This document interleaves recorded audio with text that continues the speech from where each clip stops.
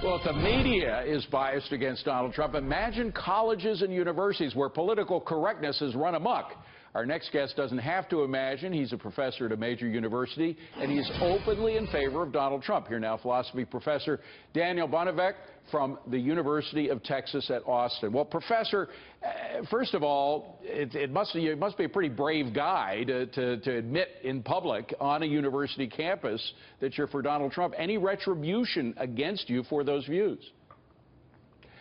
So far, a few hostile emails, but really not much of anything. The University of Texas is a place that is somewhat more balanced and has both students and faculty from a lot of different opinions and different places in the political spectrum. So I'm probably safer saying the things I say here than I would be on most campuses. Now, do you have tenure?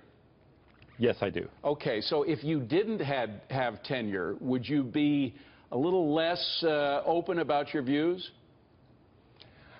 Well, you know, I was pretty open about my views even before I got tenure, but that was back as a supporter of Ronald Reagan. Yeah, times have changed quite a while since ago. then. Times have changed. In fact, we have a poll just to show how much things have changed. There was a recent poll done showing that liberals outnumber conservatives in universities by 12 to 1. Now, I know your campus is a little more conservative, right? Well, a little more. My department has people on the left outnumbering conservatives by about 5 to 1. But believe it or not, that makes us one of the most conservative humanities departments in the country. Wow. We have as many as 15% conservatives. That's really astounding nationally. So yes, the overall atmosphere at colleges and universities is amazingly far to the left. We probably have more Marxists than we have Republicans. Do you ever remind some of these liberals that, in fact, liberal philosophy is supposed to be open-minded? The definition of liberal is open-mindedness, and yet some of these liberals want to absolutely close down the discussion. Well, that's definitely right. I've gotten a number of responses to my piece, and some of them are quite hostile. One person just said, "You're an idiot, professor," and so forth. One said, "You shouldn't be allowed to teach anywhere." But I've been encouraged that quite a few people have written to me or talked to me and said, "You know, I disagree with your position about the election, but I'm really glad that you felt free to talk about it, and I'm glad you focused on issues rather than the insults we so often hear from both campaigns." Wow, well, that's good. And we should mention, by the way, the Washington Post sought you out to write the article and put it on their editorial page, right? That's right. They contacted me. So plaudits, this is one of the few cases where we can say that there's a little attempt at fair and balanced. Finally, what about students?